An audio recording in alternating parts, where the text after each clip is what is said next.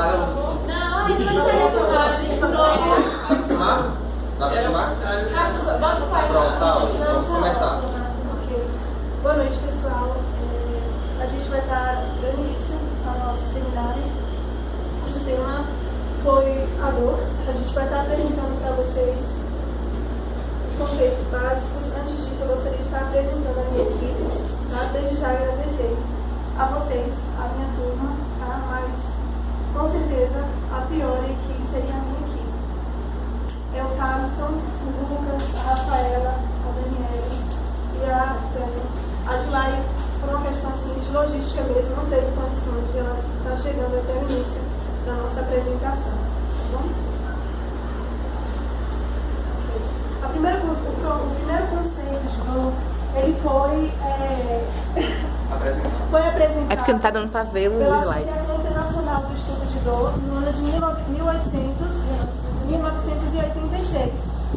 Esse conceito de dor, ele dizia ser uma experiência agradável, desagradável, porque era uma experiência sensorial e emocional. Então ele era descrito como um termo de lesões residuais. Aí usou esse termo de nocicepção.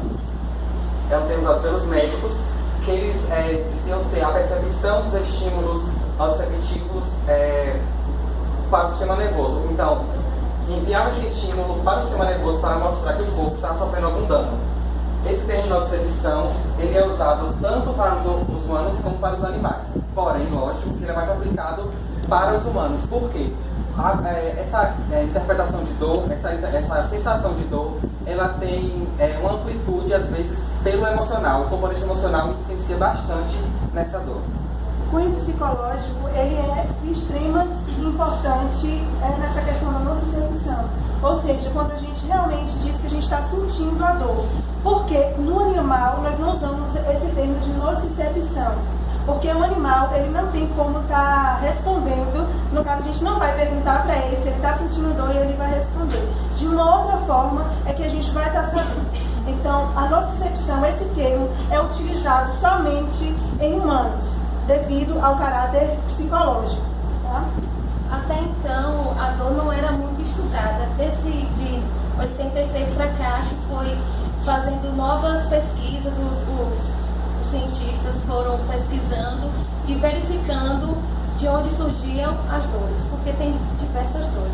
Ainda assim, uma observação que deve ser feita é que esse termo de nocicepção, o conceito de dor, que de 1986, ele ainda assim não é tão bem aceito por outros estudiosos, mas ele é o mais válido hoje.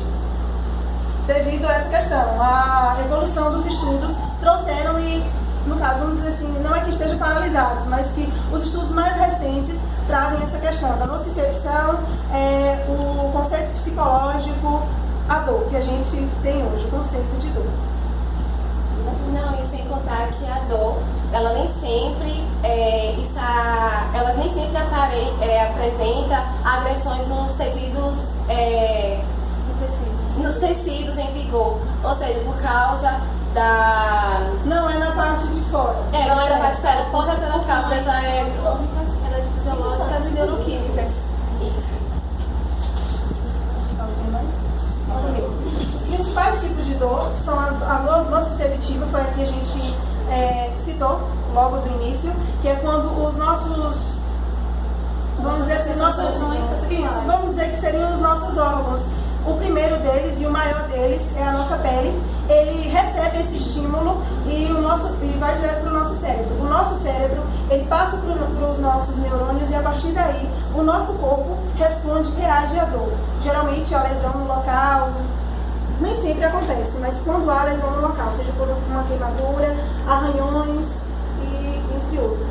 A dor neuropática, a psicológica, que a gente também falou, quando citou a nociceptiva, a de percepção, são os receptores mecânicos de alto limiar, os meganodermais de baixo limiar e os polinodais. Os mecânicos de alto limiar, os megadermais, como o nome já está associando, ele traz a questão do cunho térmico, é uma questão térmica.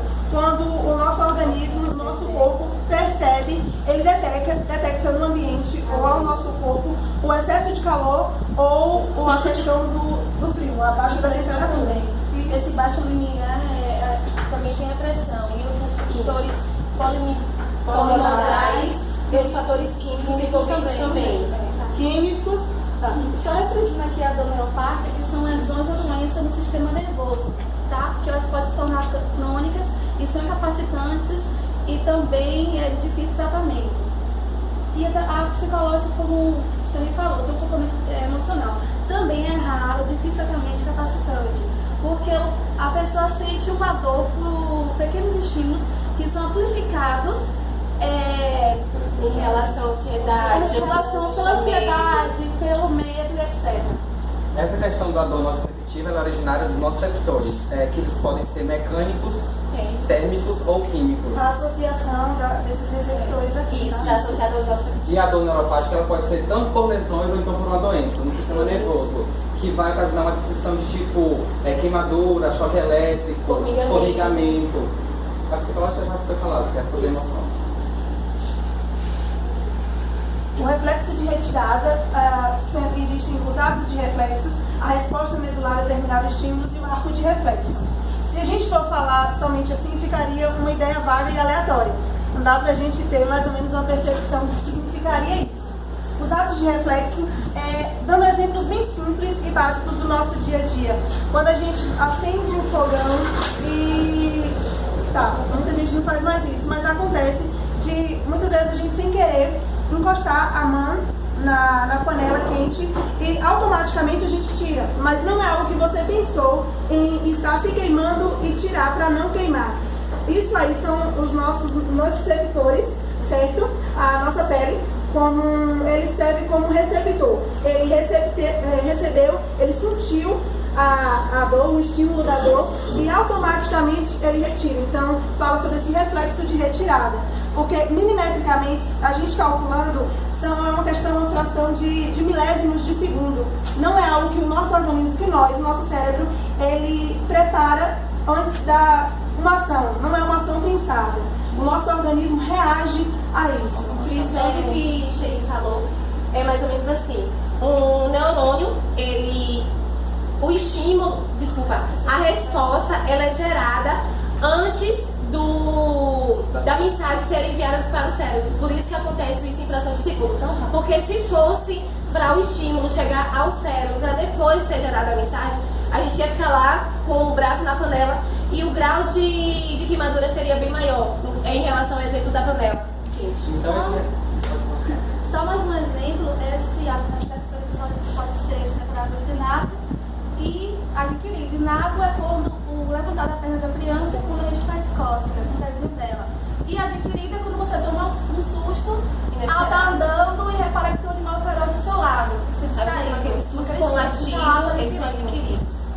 Também um outro exemplo do ato reflexo é quando a gente está no médico e bate na patela. O exame patelar. O exame patelar. É porque assim, nossa pele serve como um sensor. E eles têm vários sensores que enviam, através dos neurônios, enviam mensagem. Só que nesses atos reflexos não vai até o cérebro. Ele vai até a medula espinhal e volta como impulso motor. Então, às vezes, no arco reflexo, não usa-se os neurônios associativos. Os neurônios associativos já vão para o arco reflexo, que é algo mais amplo, que primeiro chega ao cérebro para depois enviar o impulso. Ou seja, os neurônios que vão estar sendo utilizados seriam de mensageiro, vai estar dando a mensagem para o nosso cérebro, que são sensitivos, e posterior, o que vão estar dando resposta, ou seja, vai estar trazendo para o músculo, responsável por os neurônios motores. Então, fazendo a ilustração, o médico ele bate uma aqui nessa região patelar, vai captar esse estímulo que vai enviar por um neurônio sensitivo até a medula espinhal. Da medula espinhal envia uma resposta pelo neurônio motor até o músculo da coxa, que vai se contrair e a perna vai se levantar. Então, para mostrar um pouco sobre esses elementos da sensação da medula espinhal, tem os receptores, o neurônio sensitivo, o uma neurônio associativa, como a Tânia falou, que nem sempre ele está junto.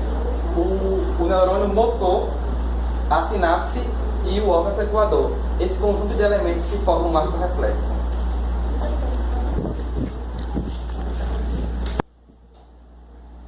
A fisiologia da dor. A fisiologia da dor, a gente apresentando, seria basicamente aquele conceito do primeiro slide que a gente trouxe para vocês. Os estímulos nociceptores, como a gente falou. O nosso organismo, ele recebe, no caso aqui, uma lesão, a pele dele foi lesionada e posterior a isso é que ele veio estar sentindo a dor. Não necessariamente nós precisamos ver para que nós venhamos sentir. Muitas vezes, no caso, os nociceptores, vamos estar usando esse termo, mas seria a pele, tanto a externa, a epiderme, não é isso? A derme e a epiderme, as mais externas, que seriam a nossa pele. Se for uma lesão no osso, no músculo, ainda assim nós vamos estar recebendo esses estímulos. Posterior a eles, tem a liberação. O nosso cérebro, ele libera algumas substâncias. Essas substâncias é que vão estar, vamos dizer assim, amenizando a dor.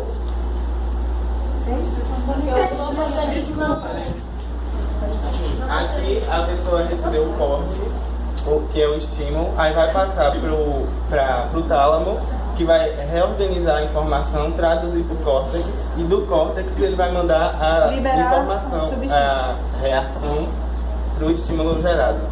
A liberação dessas substâncias é a serotonina, a histamina e a bradicina. Elas são substâncias, vamos dizer assim, produzidas pelo nosso organismo, né, liberadas pelo tálamo.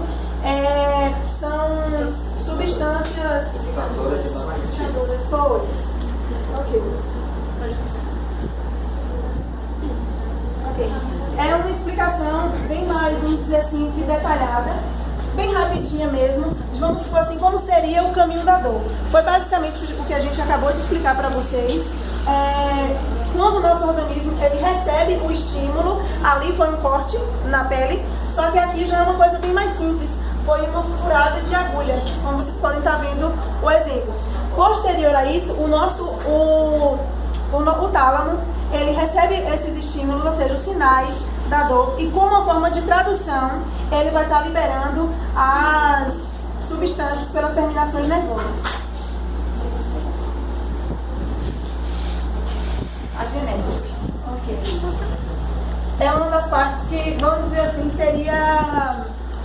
Muita gente tende a se questionar, porque existem pessoas, a gente já ouviu falar, eu acredito que possa ter ouvido falar, que uma pessoa sente muita dor ou pouca dor. Não, mas foi uma coisa tão simples, mas ela sentiu muita dor. Não, mas aquilo ali foi tão grave, eu pensei que ela fosse desmaiar pelo tamanho da dor, quando na verdade essa intensidade não é controlada dessa forma. Existe um fator genético que não é determinante em todos os indivíduos. A questão da hipersensibilidade à dor, que seria a hiperalgesia, a hipersensibilidade à dor, certo? É um termo mais popular. Ou uma sensibilidade menor, a insensibilidade é essa. Acreditem, tem pessoas que não sentem dor, mas é justamente por isso, pela alteração desse gene, o SCN9.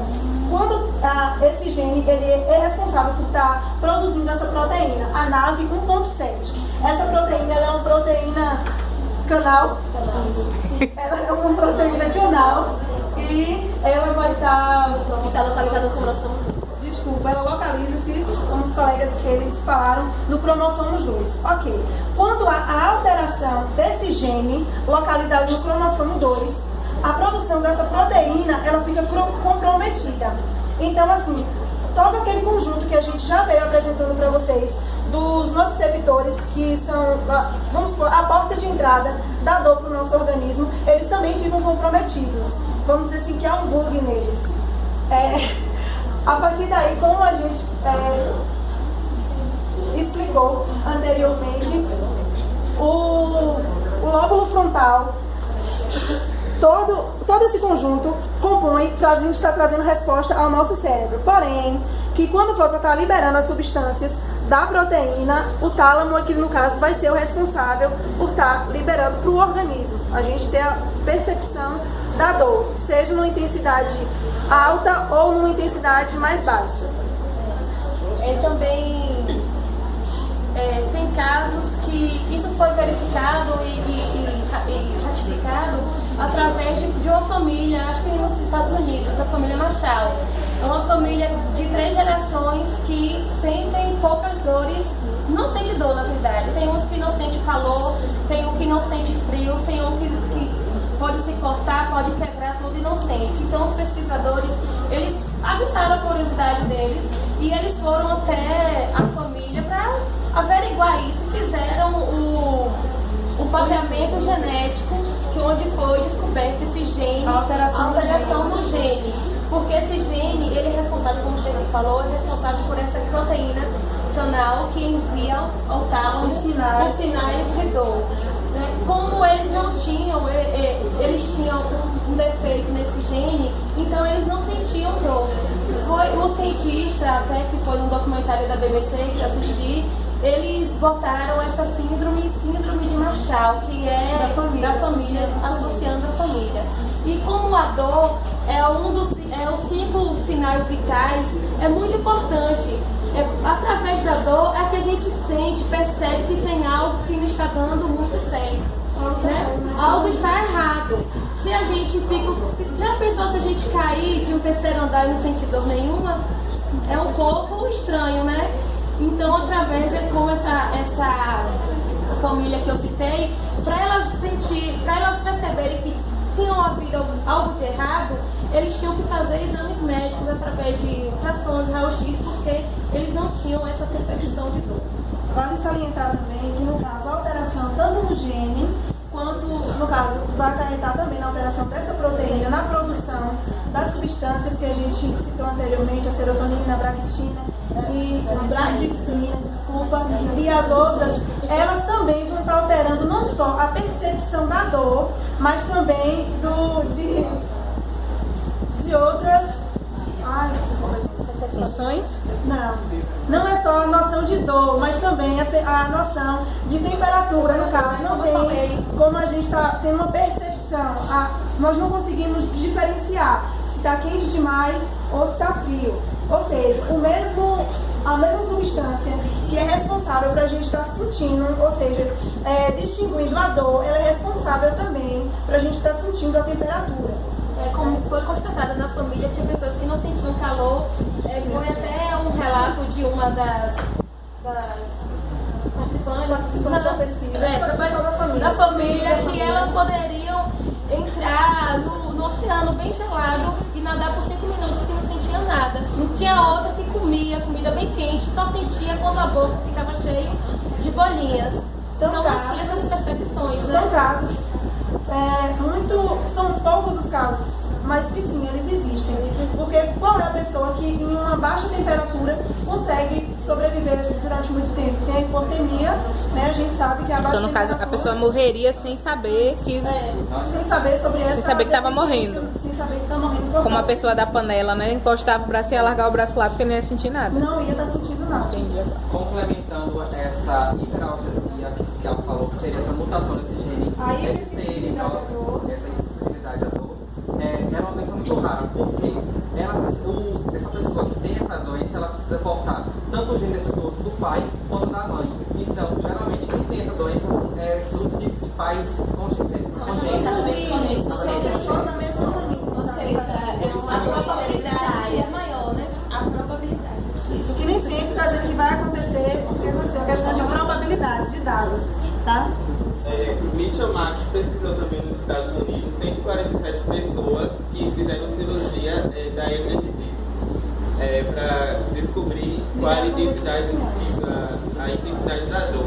E a cada 3 meses eles faziam a avaliação dessas pessoas para saber o nível de dor e associar 3 tipos de gene.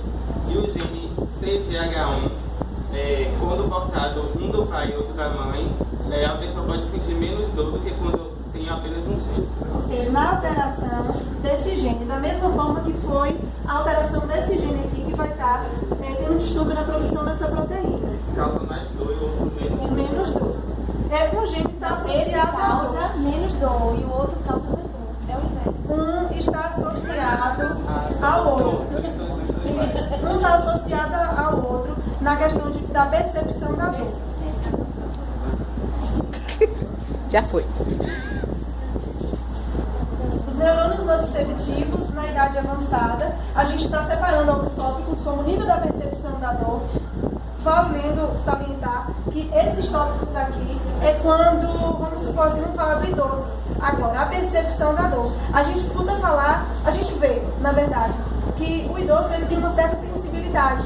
Porque cuidado quando ele está andando, a questão da adaptação da casa, da família onde mora um idoso, justamente por essa questão. O idoso, ele tem uma percepção maior, ou seja, uma sensibilidade maior aos estímulos da dor, porque é uma coisa que a gente, aparentemente bem simples, né, o resultado de tudo isso. Porque devido à quantidade de tempo de vida desse idoso. Por isso que ele sente uma sensibilidade, ele tem uma sensibilidade maior, ou seja, uma fragilidade maior do que a minha ou qualquer um de nós aqui na sala. A questão da atividade física. Porque uma pessoa que pratica atividade física periodicamente, a galera que malha aqui sente dor, ok? Só que o organismo de vocês, eles produzem, vamos dizer assim, eles se acostumam aos estímulos da dor, devido à questão de peso, da musculação e tal. Devido ao uso muito, a serotonina, né? Então, não é mito, isso é real. A pessoa que malha, que pratica atividade física, ela sente menos dor do que uma pessoa que não. E também a reincidência da dor ser maior nos idosos é devido a ele ter sofrido vários traumas dolorosos e o acúmulo dessa dor torna-se ele mais sensível.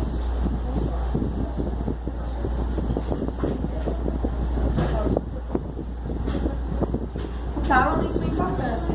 Em 2 ou 3 slides passados, a gente citou a importância do tálamo. Vamos se dizer que ter o tálamo como se ele fosse uma secretária.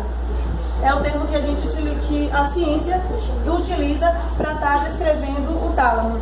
Por que ele seria secretário?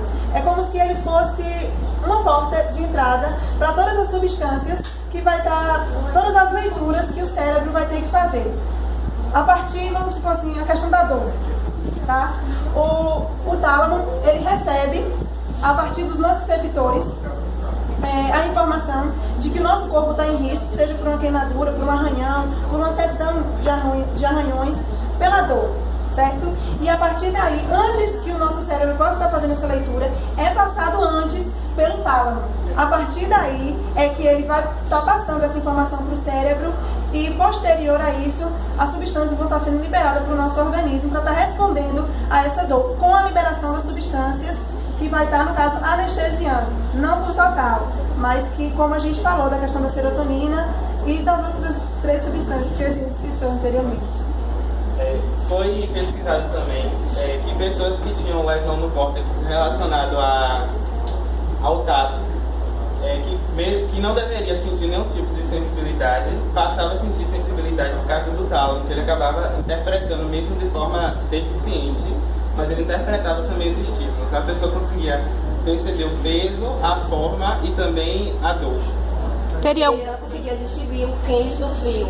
Teria alguma coisa a ver com aquela pessoa que perde um órgão e fica sentindo? Isso. Acontece por isso que tem aquela atividade aí, já partindo para a ciência da fisioterapia, que eles utilizam um espelho. Geralmente quando há uma amputação, a perda de um membro, eles utilizam isso pela questão que nós utilizamos todos os nossos órgãos, os nossos sentidos. Eles ficam mais avançados. Geralmente quem é cego tem uma sensibilidade auditiva, no tato também ele consegue, os olhos dele seriam as mãos e os ouvidos, ou seja, aguça os outros sentidos. Nessa questão da amputação, isso é bem nítido, devido a essa questão. Ele vai estar utilizando o espelho, é uma técnica de fisioterapia, para que o cérebro faça a associação de que, vamos dizer assim, não que há um membro naquele lugar, mas que ele possa perceber e se adaptar à falta do membro. Então, resumindo essa importância do tálamo, ele é que está trazendo a transferência, a interação, a organização, essa transferência do potencial de nociceptivos e a tradução dos estímulos sensoriais, fora o olfato. Então, ele vai trazer essa interação da dor e essa consciência da dor. potássicos excitatórios. O glutamato é um principal dos neurotransmissores do sistema nervoso central. Os inotrópicos, o ácido, esses ácidos aqui, é melhor eu estar falando a sigla. O AMPA, o NMDA, que são exemplos de receptores para o glutamato e o aspartato. Essa daqui é uma exemplificação do que a gente viu na primeira unidade.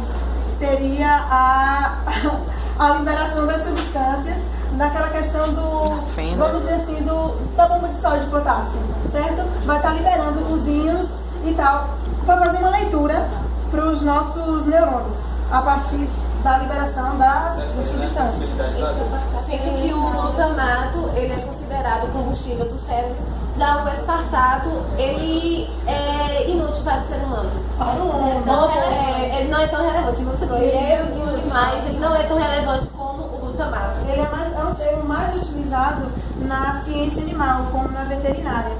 Como a gente citou antes também, sobre os termos utilizados para dor no animal e a dor no ser humano. Então, como esse glutamato é o neurotransmissor, o principal neurotransmissor do sistema nervoso central, ele vai estar fazendo a transmissão de memória, movimentos e a cognição, para trazer essa percepção para o sistema nervoso central. Esse glutamato, tem muita influência junto à sinapse para a sensação da dor também. Sensações rápidas. Os inibidores da transmissão da dor. A gente escuta muito falar sobre a anestesia. Vamos estar dizendo assim.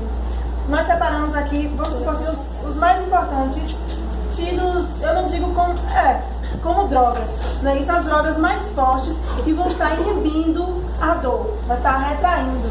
A liberação das endorfinas e das encefalinas, a morfina é obtida a partir do ópio. Vamos dizer assim, a prescrição morfina? Não. A fórmula da morfina, ela foi constituída a partir do ópio, que é uma substância extraída da papoula. Toda uma questão natural. Vamos dizer assim... Só que assim, essa endorfina e encefalinas é produzida pelo próprio organismo, né? E eles são inibidores de dor. Já quando se tem a deficiência desses inibidores de dor, é quando precisa-se a utilização da morfina e endorfina. A morfina, como o Xerri falou, ela veio do ópio há 200 anos atrás. 200 anos atrás ou Não, 200. Não. Ela surgiu há 200 anos na Alemanha e é utilizada como medicamentos há mais de 2.000 anos, que é, como o Xerri falou, que é o ópio retirado do leite da papoula. Isso. Mas, pode dizer também. Tá. A morfina, no caso para quem usa, é distribuída entre Dois grupos. O que usa de curta duração e o de longa duração. O de curta é aquele utilizado em hospitais, para pacientes que estão fazendo cirurgias, sem queimadeiros, etc. Queimadura. E a de longo período, que é as pacientes que usam para doenças crônicas, com quadros de câncer, queimaduras, etc. Mas também o uso prolongado dessa substância causa dependência, dor de cabeça, ansiedade, diversas outras complicações. Por isso que essa substância ela deve ser usada com prescrição, e ainda assim a prescrição da utilização desse medicamento é em casos restritos, como a Dani ela exemplificou aqui. Nos dois casos, naqueles que são os casos contínuos, geralmente em pessoas que sentem a dor crônica e dores mais agudas, dores contínuas, e aquelas pessoas que no caso vão estar utilizando para estar realizando uma cirurgia ou internamento rápido. Sendo que os efeitos colaterais tem a dormência e tem a paralisia.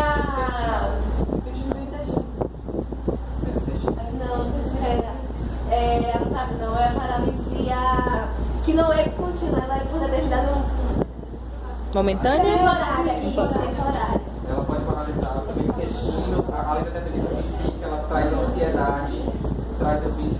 Ela tem que sempre querer usar essa substância. Também tem os anestésicos, muito utilizáveis. Podendo ouvir? Falando.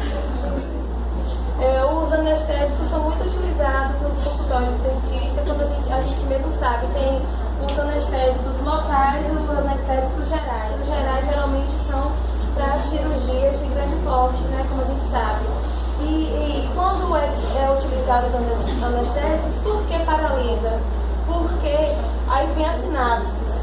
Quando é injetado o anestésico, para de haver a sinapse, de ter os neurotransmissores, ele está passando um para o outro. Então, é por isso que há a dormência e a paralisação. No local ou geral.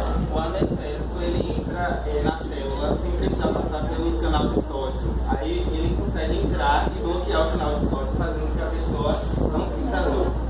Sem contar que os anestésicos, em relação ao geral, já tem pesquisas sendo feitas para paralisar o corpo todo, porém a pessoa ficar consciente. Porque tem essa diferenciação dos anestésicos. Tem aqueles que paralisa apenas o local no qual vai ser realizado o procedimento, a pessoa fica consciente. E a geral, como eu disse, a pessoa perde totalmente a consciência e o corpo é todo paralisado. E essas pesquisas estão sendo feitas para que a pessoa consiga paralisar o corpo e estar consciente de todos os procedimentos. A endorfina, ela é um neurohormônio produzido pelo próprio organismo. Então, o que ela vai trazer para o organismo? Vai trazer essa sensação de bem-estar, de bom humor, de alegria. Ela é liberada no sangue juntamente com outros hormônios, que é o hormônio de comportamento, que é o CH, que é o GH, e o outro que é o adrenocrotófico, Conhecido como ACTH. Como a gente citou no slide anterior, no caso aqui seria somente a exemplificação. Infelizmente é muito difícil a gente estar encontrando imagem de fácil leitura, porque eu lembro que, no caso da ação da endorfina e das substâncias anteriores que a gente citou para vocês. É bem resumido mesmo, mas foi basicamente o que a gente falou anteriormente. Aqui é só um exemplo, um esquema mesmo, utilizando no corpo humano, no caso.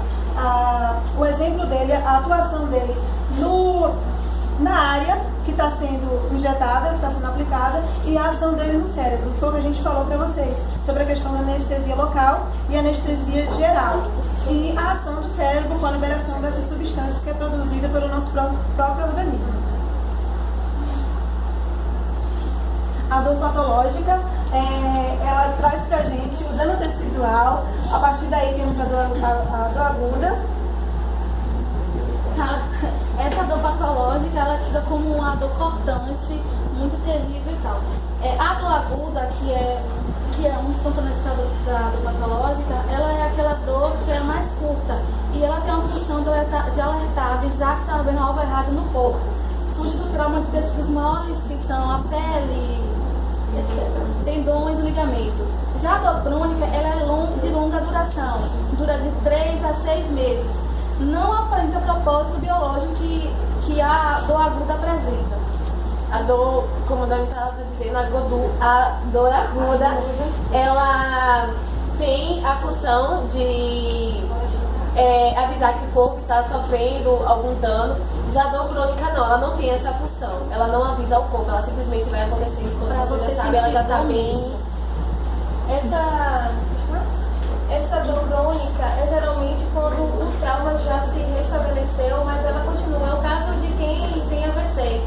Geralmente, portadores, pessoas que sofrem um AVC, posteriormente, eles se queixam de dor no lado esquerdo. Então, essa dor persiste até o longo de sua vida, sem motivo algum, porque o AVC já foi superado, mas ainda continua sentindo aquela dor insistente, sem um motivo fisiológico aparente. E os estudiosos, os pesquisadores estão em busca de uma tentativa de amenizar essa dor. E o que eles fazem? Eles fazem uma ressonância magnética, onde é observado no cérebro os pontos onde está sendo gerado a dor. Geralmente fica no cerebelo. E ficam as manchinhas, é porque não dá para trazer para vocês o vídeo. Ficam as manchinhas. Então o que eles fazem? Eles dão choques eletromagnéticos no local onde foi detectado. De baixa intensidade. De baixa intensidade. Só para estar ativando. Aí ele vai questionando ao paciente, e aí você sentiu alguma reação? Aí ele vai dizendo onde sentiu. e vai aumentando gradativamente os pulsos eletromagnéticos até a pessoa diminuir a dor. Só que isso ainda está em estudo, não é algo ainda comprovado, mas o interesse é que essa dor desapareça. A gente vê essa técnica também sendo utilizada por fisioterapeutas. Eles utilizam isso, como ela falou, vai estar induzindo choques, mas é de baixa frequência, é uma pequena intensidade, e isso é muito baixinho mesmo, somente para estar ativando as células nervosas. A dor inflamatória ou a nociceptiva trazendo o cunho do braquiveio. É causada por lesão, né? A dor inflamatória, que a gente sabe quando a gente tem alguma feridinha ali, fica machucado no local, fica saindo secreções, aquela dor inflamatória. E a dor somática é a dor como somática. Somática quer dizer corpo. É a dor no corpo, que pode ser localizada ou a dor generalizada também. Vem a dor visceral. A dor visceral, como a gente... Pode passar? Não pode falar. Porque tem outras lá. Só falando que ela localizar, ela pode ser principalmente na tórax, na pelve e no abdômen, que é efetuada quando há muita tensão nas paredes das vísceras. A dor visceral, como eu já disse, é a dor nas vísceras, e as vísceras estão localizadas no nosso tórax e nosso abdômen. É uma dor muito difícil de ser localizada, porque geralmente os nossos órgãos são em dois. E assim, no caso de dores no pâncreas, a gente não tá geralmente aqui a dor, né? É uma dor interna, uma dor interna. Só que a gente não sabe se é dor de coluna, se é o estômago, se é o fígado, se é o rim. Então, o que é necessário? Os médicos pedem um exame mais específico, através de raio-x, ultrassons, porque essa dor é um alerta, é uma dor tecidual, uma dor em volta ao tecido das vísceras, né? O coração é uma víscera, o estômago, o pâncreas, o útero também é uma víscera. A gente, principalmente nós mulheres, geralmente no período menstrual sentimos muita cólica, né? Então a gente já sabe que aquilo a gente às vezes se medica, se automedica, que é um erro muito grave. Só que essa dor a gente tem que observar, essa dor passando o ciclo menstrual e essa dor persista, aí é que está o problema, porque como a gente já falou antes, a dor é um sinal de alerta que está havendo algo de errado. É uma reação do corpo. É uma reação do corpo, né? Algo que está gritando que não está dando muito certo.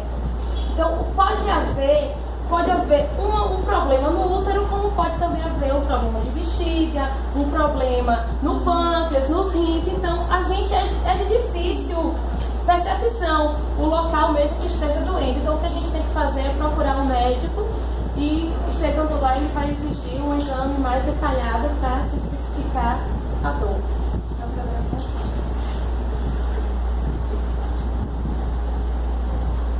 O controle de gatilho, uma teoria proposta, né, desculpa gente, eu não vou saber falar isso no final.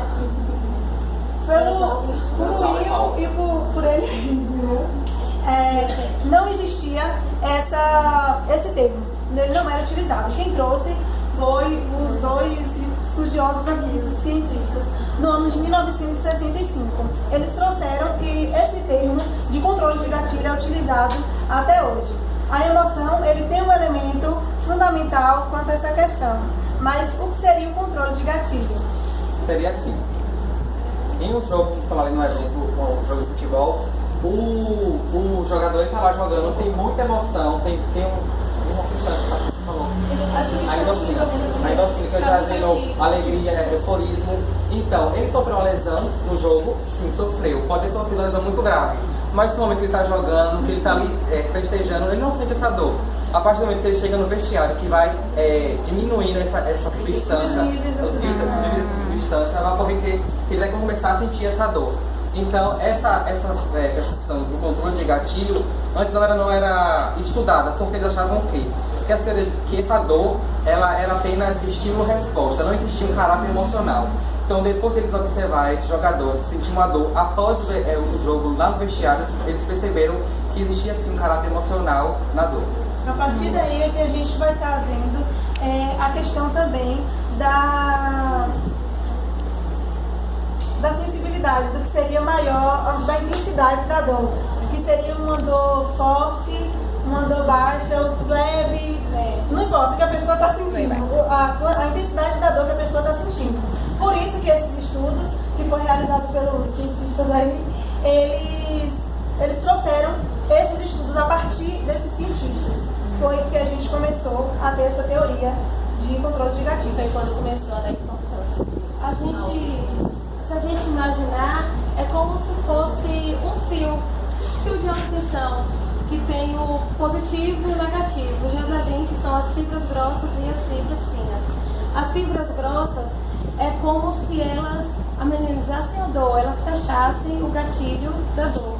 E as fibras finas é como se ela empurrasse a dor.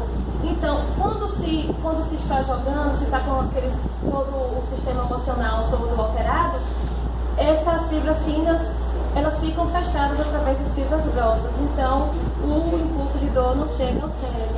É por isso que quando a gente sofre um acidente, alguma coisa, o pessoal diz, você vai sentir amanhã. Amanhã que você vai sentir a dor.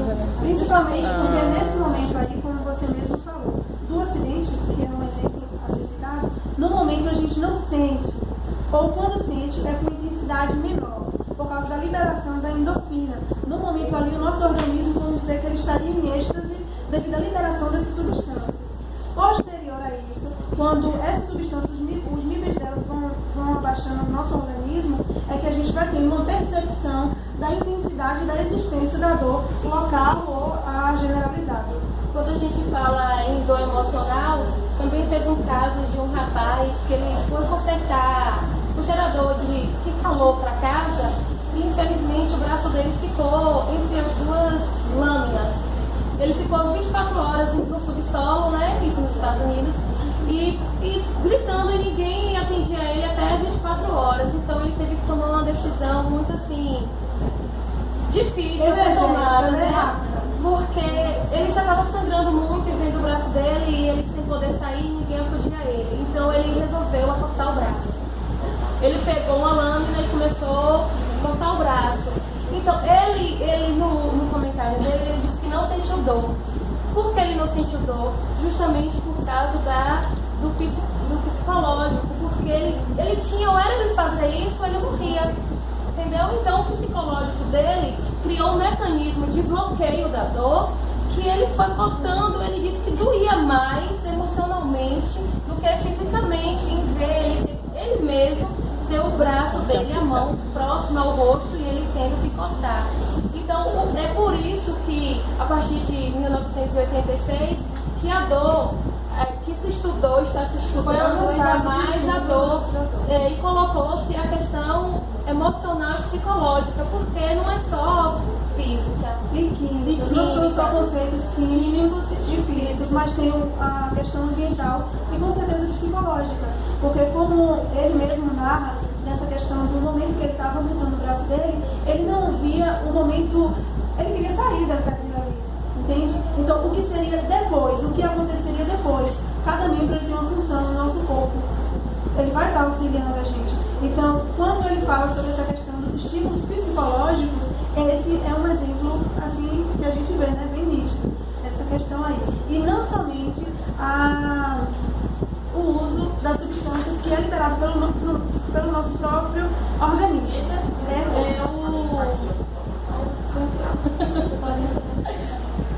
Tá acabando.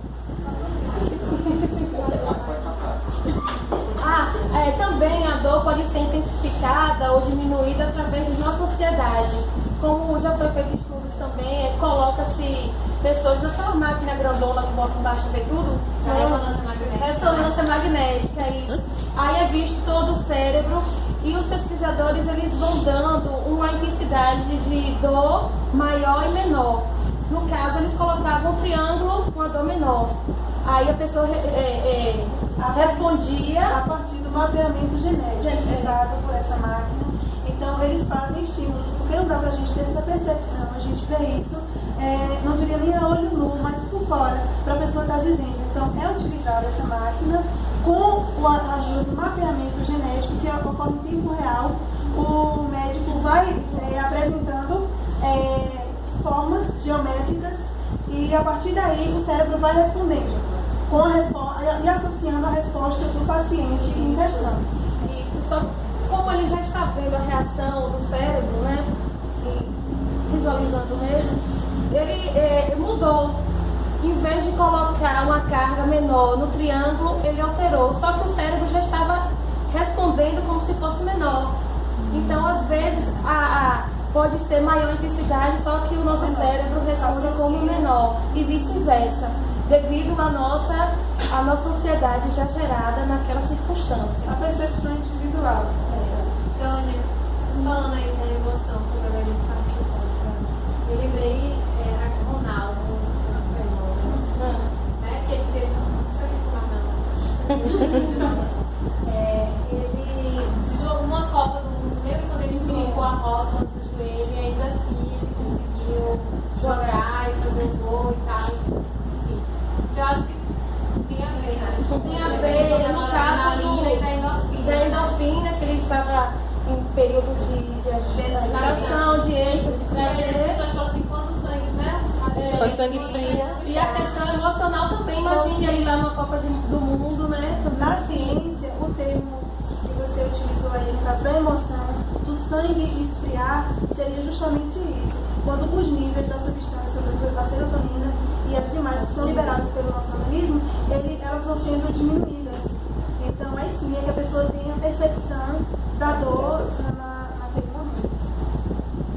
A gente trouxe, como foi apresentado desde o primeiro slide, a gente usou bastante esse termo, a questão da intensidade da dor. São utilizadas essas escalas, onde a gente vai estar, vamos supor, essa primeira a gente vai estar enumerando a intensidade de 0 a 10, onde a dor seria, você não sente dor, e onde a dor seria insuportável. Mas até que ponto essa dor seria insuportável, né? Essa escala também é a mesma, são as mesmas escalas, as três, porém que são terminologias não, são usados termos diferentes, né? Outras expressões. A primeira a gente vê o uso de escalas numéricas. Essa aqui seria geralmente a da imagem, que a gente vai estar associando, e essa aqui ele vai estar utilizando da mesma forma que a numérica, só que com termos verbais, no caso, descrito mesmo, para a pessoa estar apresentando a intensidade da dor. Ok? Acabou. Pronto. Obrigada, gente.